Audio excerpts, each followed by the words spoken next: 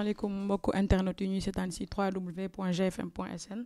tey seen rubrique invité du jour ñu ngi dalal Ndongo Dee bu Daara J Family Ndongo Dee ñu bàyyi la nga nuyoo.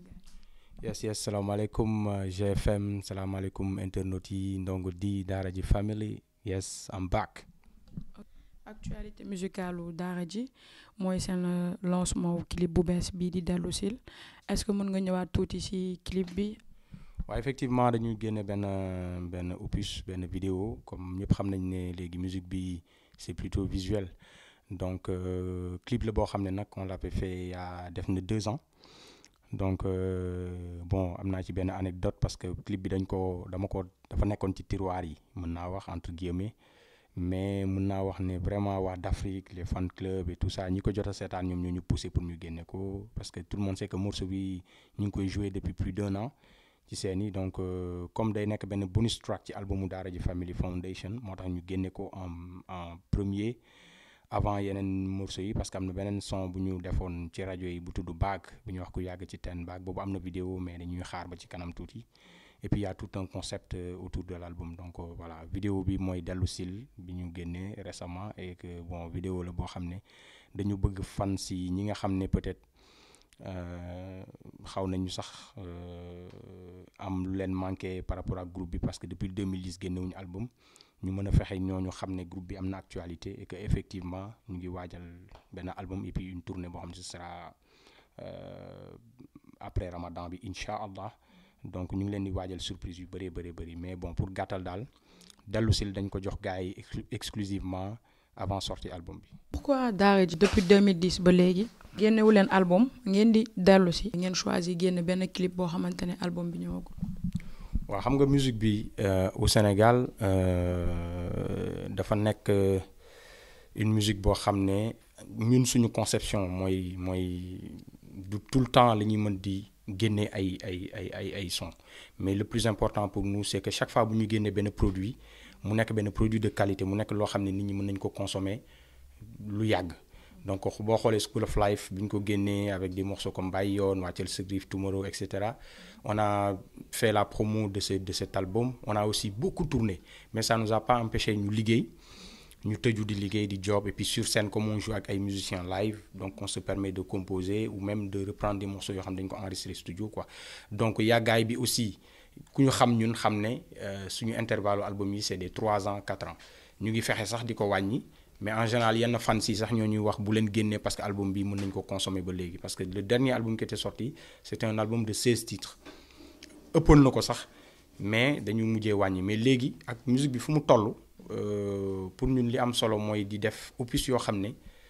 mën naa jàpp ne sax c'est des tubes muy morceaux yoo xam ne dina neex nit ñi et puis dina consommable par rapport à chaque public donc loolu mooy suñu toujours dañ koy cibler et puis que les gens s'attendent à beaucoup de projets différents parce que dañuy génne benn album pour le Sénégal mais au même moment ñu ngi nekk di liggéey benn projet boo xam ne c'est pour les États-Unis il y a Fada Freddy qui est en train de faire un album solo ainsi de suite ak tous les projets qui sont autour de Bois Sacré quoi. D'accord léegi Ndongo soo seetaanee clip bi da ngay xam ni que ça parle d'amour mais d'habitude du ñuy gis rappeurs yi ñuy woy ay woyu amour ñoom ay sànni xeer clash rek lañ leen di xamee lan moo tax ngeen choisir depuis seen début carrière bàyyi ba tey ngeen di doog a woyu amour est-ce que du mbalaxmaan yi leen inspiré. non du mbalaxmaan yi ñoo ñu inspiré sax mais mën naa wax ne que question bi sax damay xaw a damat question bi parce que effectivement rappeurs yi dañuy woy ay temu mbëggeel bon lu yàgg la je pense que ñun depuis 98 ba léegi. wala sax mën naa wax lu ko jiitu sax rappeurs yi à chaque fois dañuy traiter thème boobu peut-être dañ koy traiter d'une manière boo xam ne c'est une manière différente dañuy nekk ci mbalax bi quand je prends l'exemple d'un gars comme Bouks Sen Kumpa am na benn morceau bu mu def bu tudd amatul mbëggeel comprends nga mbëggeel amatul du moins donc boo jëlee exemple boobu da ngay xam ne que gars yi thème la yoo xam ne dañ koy traiter peut-être c'est la manière et la forme ñun aussi on a notre manière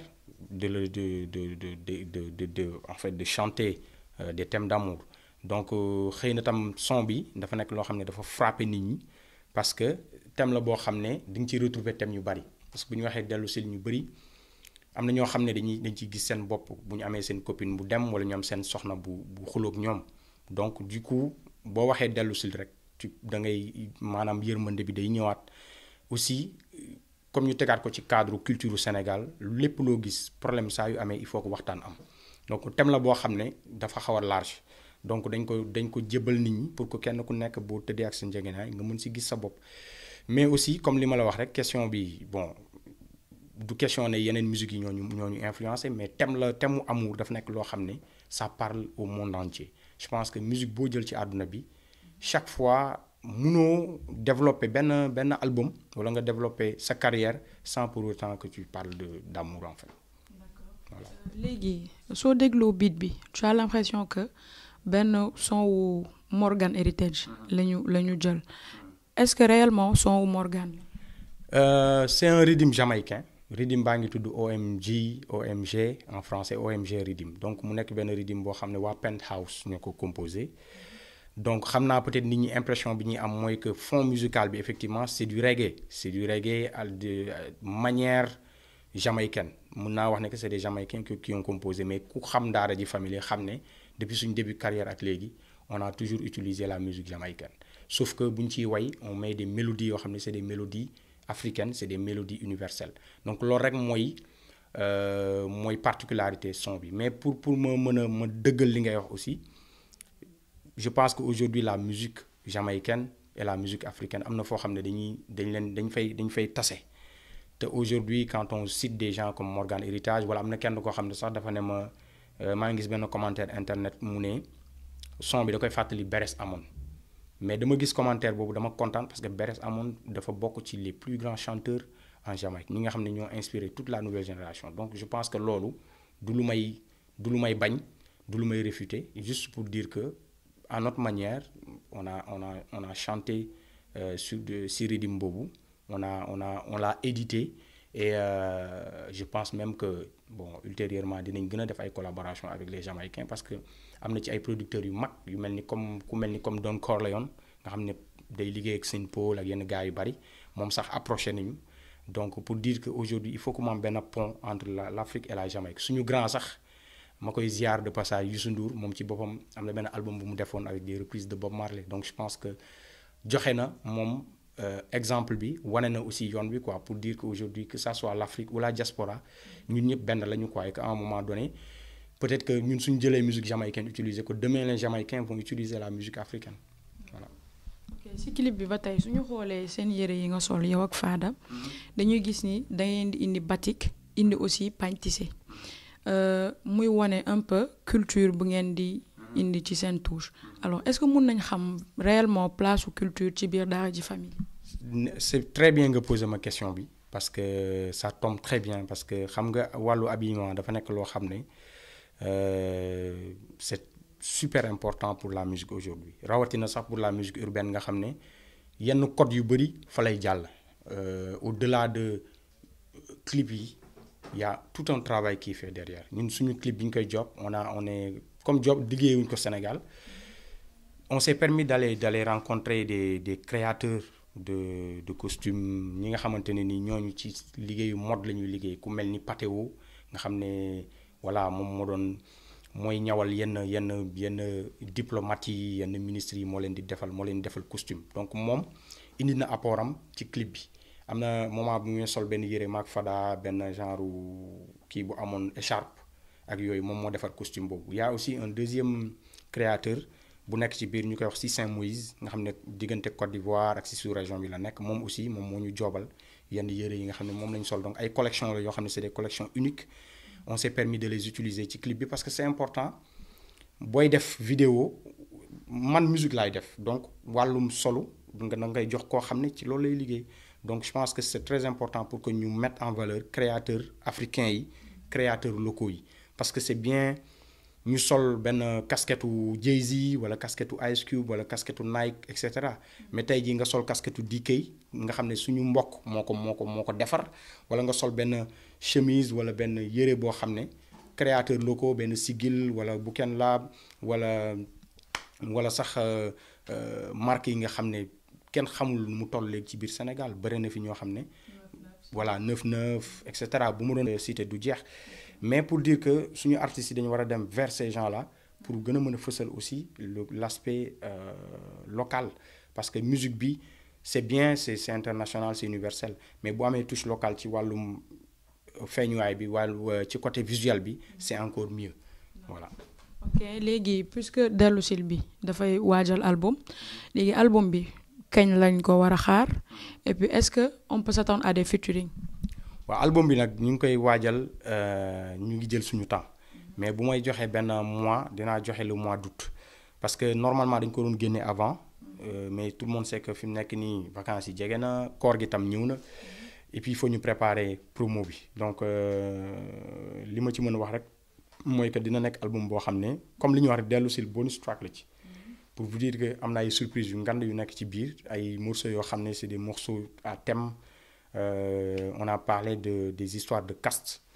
pour dire qu'au Sénégal ba léegi nii mën nañu wax ne que suñu culture daf ñuy jëriñ mais am na ci loo xam ne lu ñu war a waxtaanee la mooy wàllum maanaam xeebaate bi am mën naa ko sax tuddee entre guillemets racisme bi am entre les Africains entre les Sénégalais donc mu nekk thème yu ñu traité mais aussi on a essayé de mettre en valeur la femme africaine ci album boobu parce que pour ñun société bi nga xam ne mooy suñu société africaine en général nit ñi dañuy fàtte ne éducation bu njëkk jigéen moo koy def ci nit donc moo tax ñu choisir album bi yëpp tourner autour de ce concept donc maintenant album bi balaa ñu koy génne dinañ def ay séances d'écoute nit ñi déglu ko et puis tamit ñu def benn promo boo xam ne c'est une promo à longue durée comme ni ñu defee dellu si dina am beneen vidéo bu ñëw xëy na sax beneen troisième vidéo avant sax ñuy génne album bi quoi donc loolu yëpp dinañ jël temps liggéey ko quoi et puis bon entre temps il y aura des concerts et dinañ fexe aussi ñëw plus vers médias yi et puis tamit surtout yéen ñi nga xam ne ñoo ngeen fekk si ñu fexe ba ngeen jot information yi à temps quoi. mais li ñuy faral di gis ci ay woyu daara ji bi suñu jëlee exemple seen album bi passé School of Life déjà titre album bi c'est en anglais et puis morceau yu bëri tamit ay children affaire yooyu tomorrow titre yu ci bëri en anglais la ba ci biir woyi tamit da nga ciy dégg ay anglais mais lan moo tax déjà ngeen choisir loolu pour gën ko mën a exporter la wala. pourquoi ñu ciy insister parce que Daara J Family c'est un groupe international ñi ñuy déglu amuñu rek audience Sénégal mais dañu am audience partout dans le monde ñi nekk Sénégal mënuñ ci rendre compte mais aujourd'hui ñun ni ngeen ñuy gisee ñuy concert Sénégal noonu la ñuy concerter en Europe noonu la ñuy concerter à Paris noonu la ñuy concerter en Angleterre noonu la ñuy concerter ba Japon ba Inde dañ fay dem ba États-Unis dañ fay dem xëy na gëj nañ fa foo xalaat ci àdduna bi dañ fay jouer te audience bi ñu am même sur internet boo demee vérifier suñu page publique Daara J Family on a plus de 120 000 fans yu ñuy suivre te ñi fa nekk des fois damay poster en français wala en wolof nga gis ku ñu bindal nañu translate comprendre nga loolu moo lay wane ne am na ñu bëri ñoo xam ne ñu bëgg a comprendre suñu message donc loolu moo tax aussi peut-être album boobu titre bi nekk en anglais mais titre bi dafa laaj gëstu parce que titre bi effectivement School of Life la mais ñun School of Life boo ko jëlee yaa sol la quoi esu school bi o of bi ak elu life bi mu jox la sol mooy suuf en français comprendre donc concept yu mel noonu la ñuy développer mais du nekk dañuy def ay way en anglais que forcément dañ koy def pour wan nit ñi ne que dañ dégg anglais man mii si sama bopp morceau yu bëri bu nekkee en anglais souvent je m'exprime en wolof ci biir wala sax xëy na am nañ projet boo xam ne instant yi ce sera à 80% en anglais mais loolu du pour le marché sénégalais mais il faut aussi tenir compte que jeunes yu bëri instant yi ñu ci bari koo ci jël sur 10 jeunes ñu ci bari moitié bi mën nañu jàpp ne bu ñu déggulee anglais ñu ngi koy jéem a wax wala ñu ngi koy jéem a gëstu donc je pense que dinañ yegg ci moment boo xam ne pour man boo bëggee communiquer sur le plan universel il faut nga mën a xaw a sax débrouiller wu tuuti ci anglais bi wala ci yeneen langue internationale mais gën nañu ràññee anglais ci wàllu musique tey xam nga donc ñun aussi dañu nekk génération boo xam ne bon ñi nga xam ne ñoo ñuy comme li ma la waxoon sànq ñi nga xam ne ñoo ñuy suivre ñu bari dañuy bëgg des fois bu ñu nekkee ak seen ay xarit américain wala seen ay xarit anglais ñu bëgg leen expliquer musique bi am Sénégal musique bi am Afrique donc ñun dañ leen di yombal liggéey boobu rek quoi donc pour dire que aujourd'hui la musique elle est universelle autant dinañ def ci benn album quelques titres en anglais wala titre bi nekk en anglais mais dinañ def explication yi en wolof quoi. d'accord Ndongo tey naka nga gisee rap bi Sénégal mu ngi dox wala doxul. waaw mën nañ jàpp ne mu ngi dox mën nañ jàpp ne doxul parce que bu ñu waxee ne mu ngi dox mooy que aujourd'hui acteurs yi ñu ngi yëngu ñu ngi def ay affaire ñu ngi def ay album ñu ngi def ay concert ñu ngi génn ay vidéo ñu ngi góorgóorlu vraiment boo xoolee il y a 15 ans en arrière li fi amoon ci artiste ak léegi nii jamono bi ñu toll wute na léegi acteurs yi nekk ci mouvement bi bari nañ waxuma sax ñii rap mais ñi nekk ci ginnaaw ñi nga xam ne ñoo yor caméra yi ñiy def montage yi ñiy def vidéo yi infographiste yi dafa nekk benn industrie bu xaw a yaatu malheureusement aussi les sénégalais ñu ci bari mënuñu ko comprendre mën naa wax ne que même administration même je veux dire autorités yi ñu ci bari ils ont du mal à comprendre que c'est un mouvement universel que tamit toll nañ foo xam ne priorité bi effectivement war nañ ko mën a jox la musique locale mais aussi war nañ ko mën a jox cette musique urbaine mais su ma waxee ne que doxul le fait que peut-être li ñuy ñaxtu ñun ba léegi mooy que il faut que médias yi gën ñu may doole il faut que médias yi gën a mën a jàpp si musique hip hop bi parce que au-delà du mbalax mooy la seule musique bi nga xam ne moom la jeunes yi di consommer donc damay rek wax ne que peut-être le fait que marché wul trop mooy que sur le plan du marché on a des problèmes au niveau de la distribution on a des problèmes aussi pour que jeunes yi comprendre ne que aujourd'hui par exemple YouTube c'est monétisé aujourd'hui si un Jay-Z sort un album plus tu cliques sur la page YouTube de Jay-Z bah da ngay enrichir Jay-Z mais benn Simon su génnee benn vidéo nga cliquer partager ko mais da ngay may permettre Simon mu gën a am ampleur da nga koy permettre aussi su fekkee vidéo am 2000 vues la yow soo ko partagé mën na le lendemain mën na am 2500 wala plus de vues c'est valable pour Ndof pour Canabasse pour Daara J Family pour Déguéti etc. Je pense qu'il faut que gars yi gën a mën a jox valeur seen artistes locaux yi et que ça se passe si digital bi si web bi des artistes comme nous on a une application loolu ñu bëri peut-être dañ koy réeré mbir mais boo amee application bi ça te permet nga xam à temps réel li ñuy def concerts yi information yi lépp da nga koy am ci sa biir téléphone donc on est en quelque part en avance mais on a des problèmes parce que public bi ñu ci bëri ils ont du mal à aller vers le côté digital nekk boo demee YouTube par exemple bi ma doon expliquer sànq c'est monétisé léegi artistes yi foofu la ñuy jaayee seen œuvre yi wala nga dem iTunes et cetera xëy na ñu bëri duñu utiliser carte pour jënd musique bi mais je pense que dans peu de temps lu mel noonu dina am ñun par exemple ñu ngi nekk di liggéey ci benn contenu boo xam ne dina permettre nit ñi ñu mën a am suñu son avant sax ñuy dem jënd CD bi wala yow mën nañu ko am seen téléphone donc tout ça c'est des possibilités mais il faut que nit ñi jàpp ci il faut que aussi opérateurs yi ñu jouer le jeu opérateurs yi mooy téléphonie yi il faut que aussi ñoom ñu jàpp ci musique urbaine bi parce que maa ngi gis ci sous-région bi ni gars yi di def doole bi nga xam ne moom la musique urbaine bi am c'est parce que y a des gros sponsors yoo xam ne ñoom ñoo ci jàpp xëy na bu ñu mënee def chaque année des gros concerts même au stade je sais pas ñu dajale plusieurs artistes ñu jéem a def ay show ñoom ñu sponsoriser ko aussi ñu jéem a comme ñoom am nañu ay plateformes de ringtones ñu fexe ba contenu hip hop bi musique urbaine bi nekk ci seen contenu ñoom ba pare ñu mën a jàppale gars yi pour affaire bi avancer. fan la Ndongo Ji xalaat ni bu fa rap Galsen tolloo rap bi mu ngi dox ban niveau. ban niveau mooy que ñu dem ba am suñu média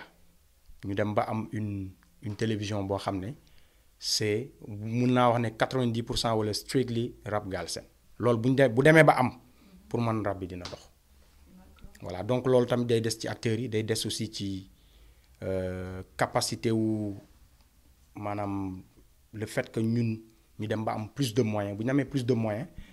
je pense que dinañ dem ba mën a yegg foofu mais yamul rek ci am média mais aussi day dem ci indépendance wu ñi koy def plus acteurs yi gën a indépendant maanaam ci côté wàllum sonorisation ci wàllu organisation spectacle yi et cetera indépendance boobu bu ñu ko amee. pour man foofu laay jàpp ne hip hop Sénégal dina dox. Ndongo biñ la woowee pour def interview bi da nga ne ma Fada nekku fi. mais moom d'habitude day bëgg su ñuy def interview man ma koy def loolu muy wone marque de confiance mais aussi complicité bu dox seen diggante est-ce que mun nga ñëw ci sa relation ak Fada kañ ngeen xamante naka ngeen def ba yéen ñaa ngeen. waaw sama relation ak moom xanaa dañ ciy dellu si waat rek mais lu yàgg la démb la. parce que maa ngi moom ay doomu ndey lañ mais pour gàttal rek pour bañ a nekk di guddal man ak moom ay frère de sang lañ ay frère de son lañ mooy dem nañ ba nga xamante ni tey jii moom bu nekkee Paris wala ma nekk fii wala fu ñu mënta nekk ci àdduna bi on est en contact dinaay seet njabootam tam dina ma seet moom aussi pareil je pense que liy dox suñu diggante ngor la ak dëggu donc mu nekk waay nit koo xam ne mun naa tey témoigner ci devant ñi may seetaan devant tout le Sénégal